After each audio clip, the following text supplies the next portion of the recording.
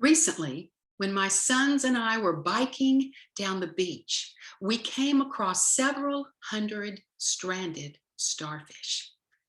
If starfish are cut off from their source of life, the ocean, they can die within 3 to 5 minutes. They have water canals inside those 5 arms that circulate hydration throughout those arms. And like the starfish, we have a circulatory system that actually circulates water and nutrients throughout every cell, tissue, organ, and system in our body. And when we're not properly hydrated, those organs and those systems do not work as God intended. So, like the starfish, we can die, not within 3 to 5 minutes, but within approximately 5 days. Today, for our lesson, we're going to focus on proper hydration because our body is made up of 60 to 70% water. And that's why a doctor has probably said to you, as they have to me several occasions, drink more water.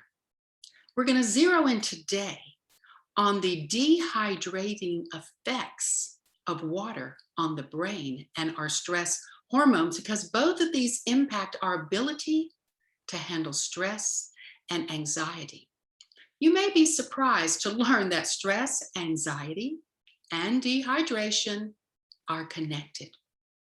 Because when our brain, which is 85% water, is not properly hydrated, the consequences can range from headache to inability to think, even up to seizures, which can be dangerous. In addition, a lack of hydration in the brain changes the way our brain responds to stress.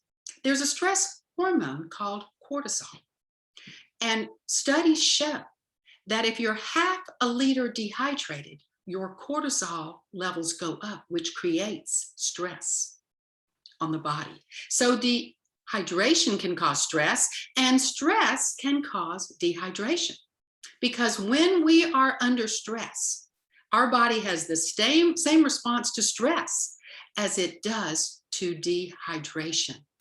Things such as not being able to think, fatigue, and these things can certainly affect our mental health. Now, it's important that we make sure we're properly hydrated so our brain can function and balance the release of these stress hormone chemicals. Keeping them down is the bottom line. There's enough stress in life without adding additional stress. A simple way to distress after a tough day or a tough incident is to simply drink more water. There is a link between water and stress that is well documented in research.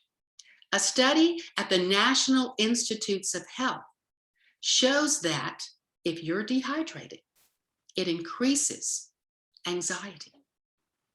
So these things are very important to consider, especially if you have issues with anxiety and panic attacks. Let's talk about proper hydration. What is it? It's actually your body weight divided by 2 in fluid ounces daily. So for someone like me who weighs 140 pounds, that's 70 ounces of water each day at a minimum. But any good doctor or nurse is going to tell you that if you're under heat, if you're exercising and sweating, if you feel a cold coming on, or you're in high elevation, you should add additional water to that 70 ounces. Now, what counts as water? Water counts, milk counts, 100% fruit juices count, and vegetable juices, but beware of the high fructose if you have blood sugar issues there. Eating fruits and vegetables counts. This is what desert people do. Watermelon is 95% water. Arugula, a green leafy vegetable, is 90% water. Fruit smoothies and smoothies made with fruits and vegetables, as long as they're whole foods, count. And not only that, they enhance hydration, as does squeezing a lemon or lime in your water. But let's look at what doesn't count, because this is where a lot of people miss the boat. Caffeinated colas, drinks, and coffees do not count. Alcoholic beverages do not count. Caffeine is a drug that tells your kidneys to produce more urine. Alcohol does the same thing. These are both diuretics, but there's something you can do about it. If you want to have that cup of coffee in the morning, fine. Drink an extra cup of coffee to compensate for the water lost, and do not count that cup of coffee in your water intake of 70 ounces. The same thing if you want to have a glass of wine occasionally with your dinner at night. Do not count it in your 70 ounces and add back the water in the wine, as water, to make up for what you have lost. Simply put, we can't move, think, nourish ourselves, or detox our bodies, or maintain our mental health without sufficient water. It increases the efficiency of every organ and system in our body and helps us to fight depression and reduces stress and anxiety. A glass of water never looked so good. Amen? And our lives depend on thousands of chemical reactions, which are in our body designed because it's so beautifully and wonderfully made, but they are fueled by water.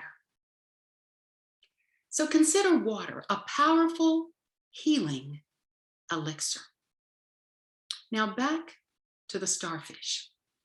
My sons and I quickly got off our bikes and started placing those starfish one by one gently back into the ocean. But what we do for the starfish, we must do for our bodies every single day. Our bodies work best when they are properly hydrated, and we must, during the day, keep that water coming in throughout the day. If we want to stay healthy and maintain sound mental health, we must have a plan to properly hydrate. And I hope I have given you the beginnings of that plan that you can start on today. All these things that you're learning in this course will work together for your good and for my good. So, bottoms up.